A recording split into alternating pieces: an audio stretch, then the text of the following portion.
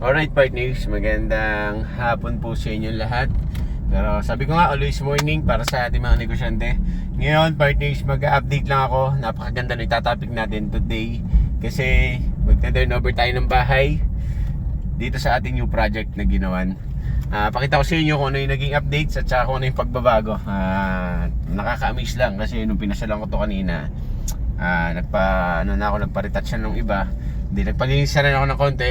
Tomorrow talaga yung pinaka-final at saka turnover nung ating ginawa na to. Samahan nyo ngayong hapon na to. Pilitin nyo tapusin to vlog na to partners para magkameron kayo ng idea dun sa aming project na ginawa. Simple lang naman to partners. Kasi syempre hindi naman tayo nagbigay dito ng maraming design. Kumbaga, at ito na rin naman yung na-aprobahan na mayari. Kaya ngayon, puntahan na natin partners at nandito na tayo. Malapit na tayo. Okay. Alright partners, magandang hapon. Nandito tayo ngayon at binubuksan ko itong pinto. Hindi ko pa alam kung alin dito. Nangangapa pa tayo. Pero ayan, ayan yung kabuuan. Na-repeat natin tsaka doon sa gilid. Tayo pakita kami yung kabilang gilid.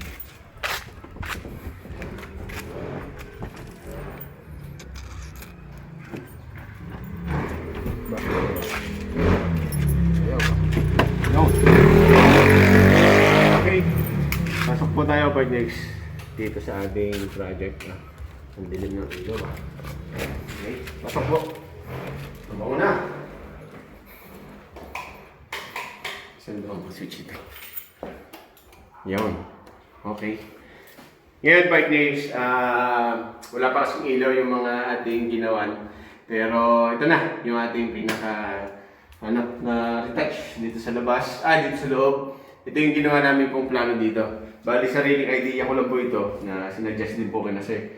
Ngayon, naglagay po tayo ng countertop para dito sa bar counter. Nga po. Tapos naglagay tayo ng switch para dito sa design niya. Dito, sa pinaka, kung may balak sila maging bar counter, no, pwede din. Then dito, so area na ito partners, ayan na. Dito yung lamesa at na ito na yung pinaka lababo. Then naglagay na rin tayo ng cabinet po. Basta pa. Naglagay na rin tayo ng cabinet po dito. Yan o. Yan. Bali ang kulay po nito ay mint green. Ano gusto mo po para tinulad na po dun sa datihan na kulay. Then naglagay po tayo dito ng drop ceiling or table. Yan o.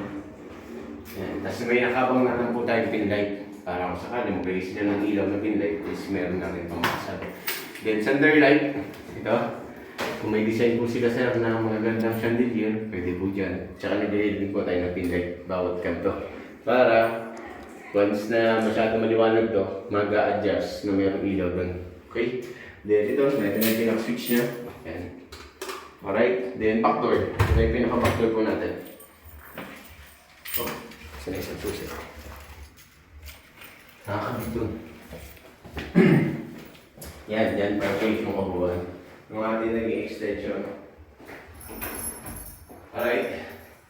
Then, ito yung additional na window para hindi masyado mainit dito sa loob.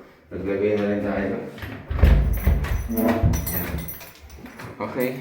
Then, dito, sa labas. Yan na. Okay. Ito na yung pinaka-laundry area po nila.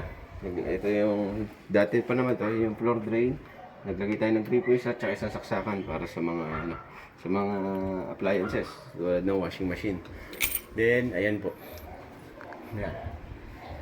Okay, pinarepaint ko na po itong isang pisngi na to para gumanda naman siyang tingnan, mabuhay ulit. Okay, yan. At inubos ko na yung pintura para sayang din kasi.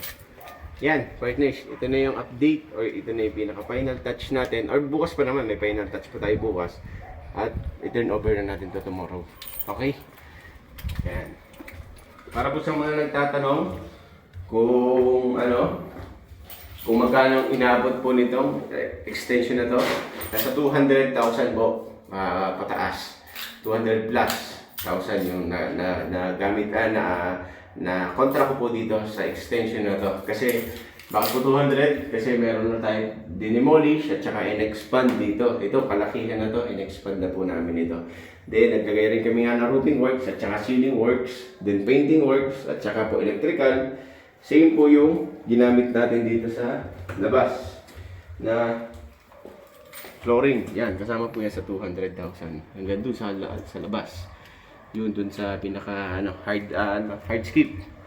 Yan po yung pinaka-contract ko dun dito sa project na to. Hopefully na magustuhan ni client at panigurado naman na nung sinend ko yung picture dito sa kanyang unit ay nagustuhan naman niya. Si Sir po is seaman at wala siya ngayon pero yung misis niya po ang mag-accept ng susi tomorrow pag turn over na natin. Okay, excited daw para bukas sa pag-turn over natin. Yun nga pa ito, sabi ko nga sa mga bago subscriber natin o sa mga plano pa pong magpagawa dito sa Camellia, Quezon o kaya subukan natin sa ibang area na malapit tulad ng Batangas, Batangas, San Pablo or Laguna area man. Try natin na makagawa dyan. Kaya ayun, partners, comment down below at tutulungan ko po kayo sa mga nais na magpagawa sa amin at saka sa mga plano po, pwede rin kami nag-accept din po kami, gumagawa rin kami ng plano at saka nag-process din ng building permit. Pwede po natin pag-usapan yan. PM nyo lang po ako sa baba at saka, yun nga, lalagay ko ba dito sa screen yung aking Facebook account para madali nyo po makita para doon sa mga nagtatanong sa ating mga subscriber dyan.